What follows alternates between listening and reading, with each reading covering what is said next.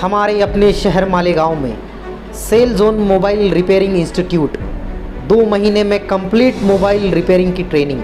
Admission open. अपना supermarket shop number 107 और 108 Agra road Malegaon. Malegaon शहर में आज बुनियादी मसला जो है वो बिजली का है और उस पर मालेगांव शहर के लीडरान तवज्जो नहीं दे रहे हैं। हमने इससे पहले जो बिजली के दाम बढ़ने वाले थे उसमें भी कमीशन के सामने एतराज़ दाखिल किया था, हमारी बात रखी थी, मगर उसके साथ ही साथ मालेगांव कोलकाता कंपनी जो मुसलसल मालेगांव के कंज्यूमर पर जुल्म कर रही है और जो MERC की गाइडलाइन है उस हिसाब से कामकाज नहीं करती। हमने निहाल साहब की बरसी पे ऐलान किया था कि 10 मार्च तक कंज्यूमर्स को, बुनकरों को जो तकालीफ़ हैं वो हमारी ऑफ़िस पर लाकर बताएं। 100 से ज़्यादा लोगों ने उनकी जो तकलीफ़ थी वो लाकर बताई।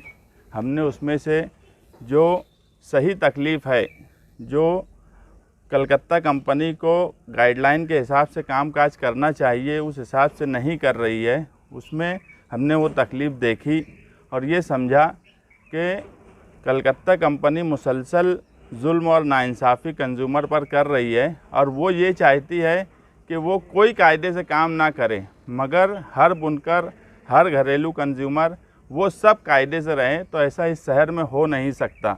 जब तक कंपनी खुद कायदे से कामकाज नहीं करती उस वक्त तक वो कंज्यूमरों पर कायदा लागू करने के ताल्लुक़ से सोचेंगी तो ये इस शहर में होगा नहीं। हम ये भी देख रहे हैं कि रात में कलकत्ता कंपनी गब्बर सिंह के जैसा निकलती है मालेगांव शहर में और मार्शल और राइफ़ल के साथ निकलती है। ऐसा लगता है कि वो इस शहर को लूटने के लिए आए हैं। जिस तरह गब्बर सिंह रामगढ़ के लोगों को लूटा करता था उसी तरह कलकत्ता कंपनी मालेगांव शहरियान को लूट रही है और तरीक़ाकार जो गब्बर सिंह का था वही तरीक़ाकार कलकत्ता कंपनी का है। मुझे नहीं लगता कि इस शहर में राइफ़ल और मार्शल के साथ, वो भी रात के अंधेरे में 2-2, 3-3, 4-4 बजे उनके कारखानों में जाकर रेड करना ये किसी भी तरह से मुनासिब है।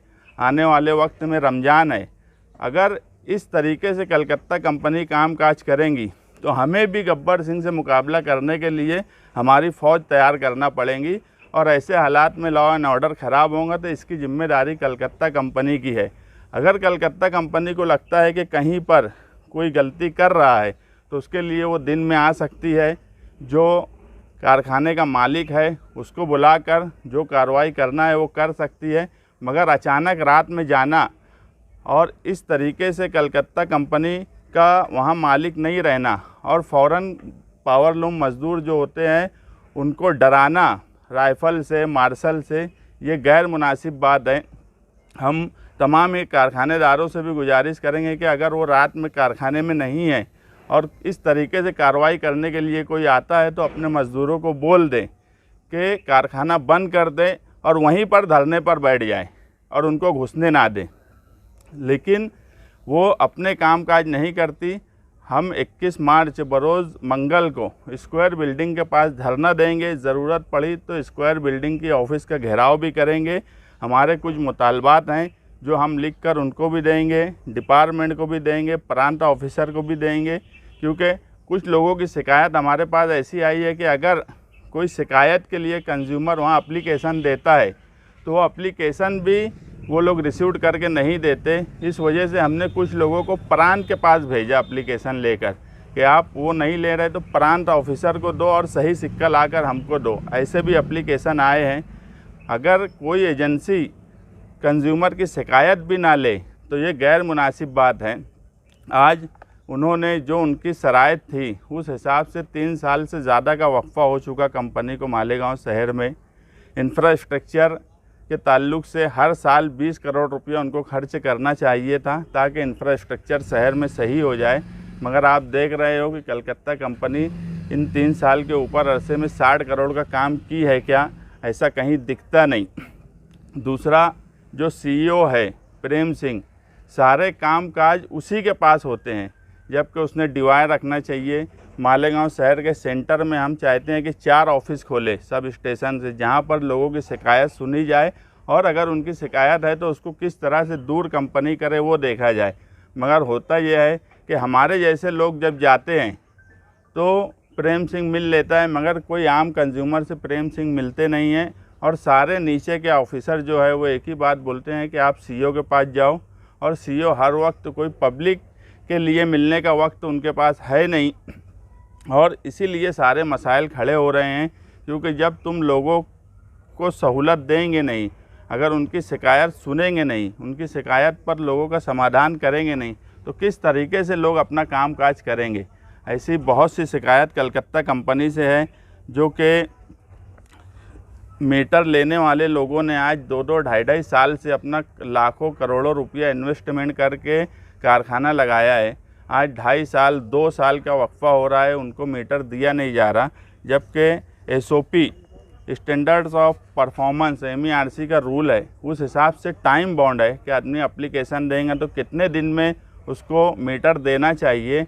वो गाइडलाइन के हिसाब से भी वो काम काज नहीं करते।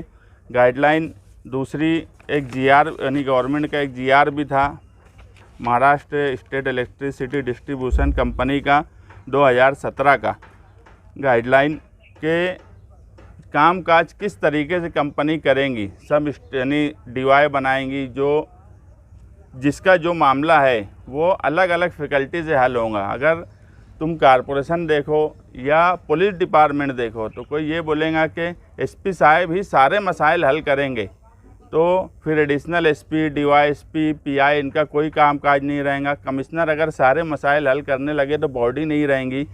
तो इसी तरीके से हर डिपार्टमेंट की अपना एक मैनेजमेंट होता है जो सारे काम काज करते हैं, मगर कलकत्ता कंपनी के पास कोई मैनेजमेंट नहीं है। वो जो ऑफिसर है उन पर खर्च करना या तो नहीं चाहते या लोगों को तकलीफ़ देना मकसद है। इस तरीके का काम काज कलकत्ता कंपनी का मुसलसल बढ़ रहा है, और कलकत्ता कंपनी लोगों पर जिस तरीके से जुल्म और ज़्यादती कर रही है, तो उसके ख़िलाफ़ हम 21 मार्च को धरना देंगे, वहाँ घेराव करेंगे, और इसके बाद भी नहीं उनके अंदर कोई सुधार आया तो उससे बड़े आंदोलन की तरफ हम जाने की कोशिश कर रहे हैं।